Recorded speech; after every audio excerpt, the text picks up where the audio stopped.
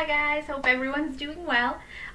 Bear with me today. I'm going to tell you up front, today's video is probably going to be a little longer than the videos you're used to watching, but I do want to kind of get us started on a new unit.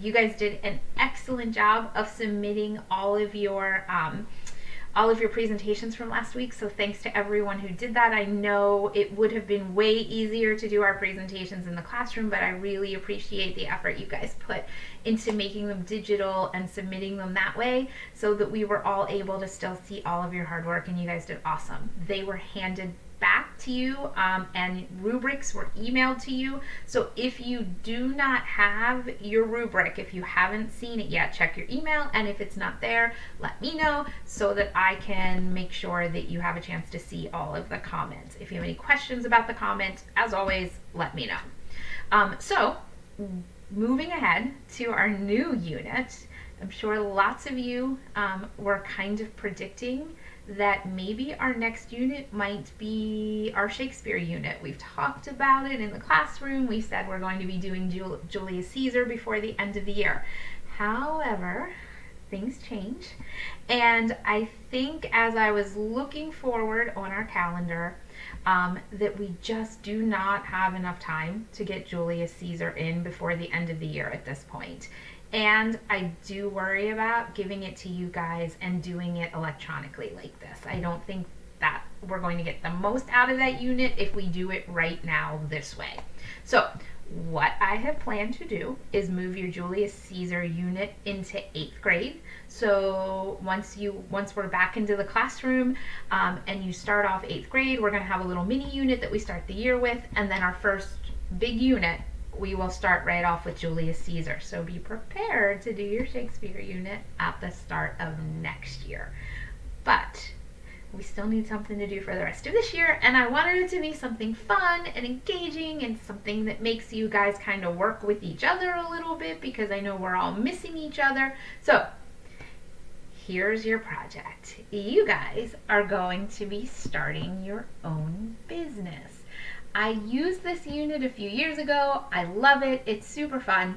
And we're going to see how it works digitally. I know it's going to be a little bit of a challenge, but if you look at this round 1 team challenge handout, you are going to see that your round 1 is having a business meeting. You guys are going to get together and actually start your business and eventually design a top secret product that you are going to sell.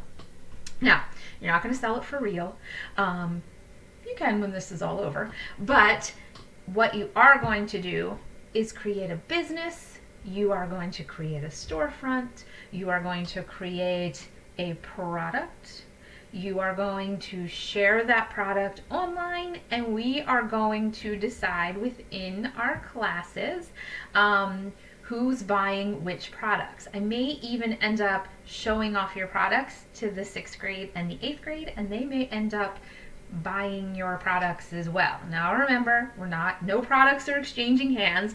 It's all for fun online, but you are still going to need to be really creative, and you are still going to need to work together. So if you take a look at this round 1, your job is kind of easy for the first round. You need to create a team name. So that's going to require you to get together with your teammates. Your teammates are listed on Google Classroom.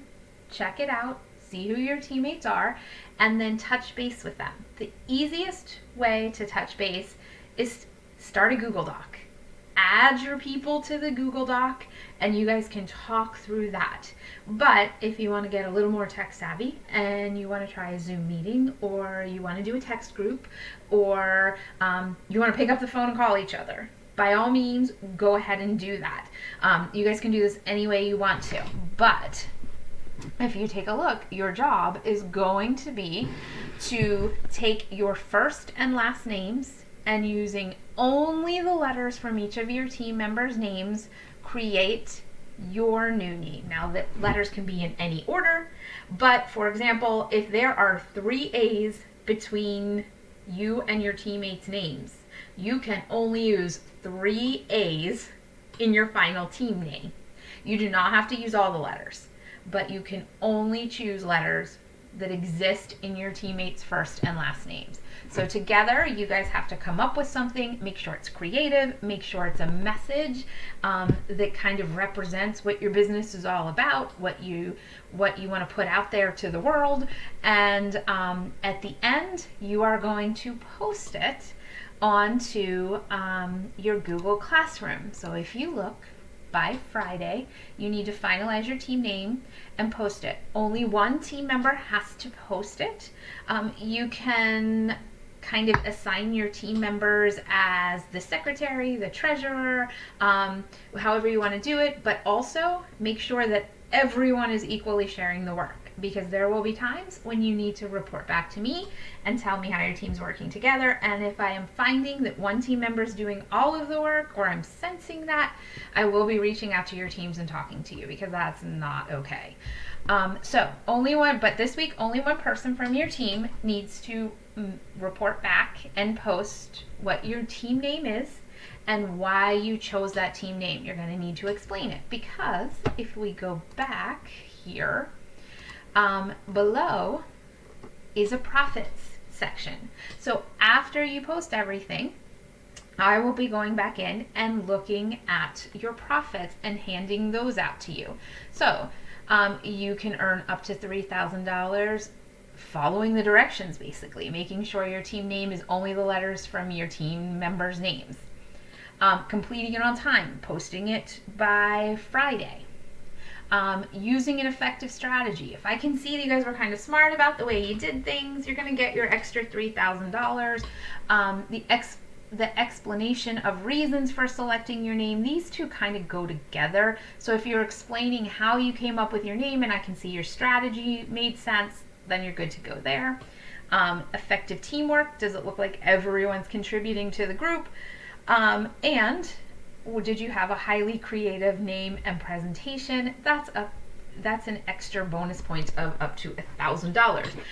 Creativity could just be a creative name. It could also be going in, creating a Google slide or a Google Doc, using cool font, drawing it out, taking a picture of it and posting it. So giving me a little bit of creativity, going above and beyond, is going to get you those extra bonus points. The goal in the end is to be the company with the most money.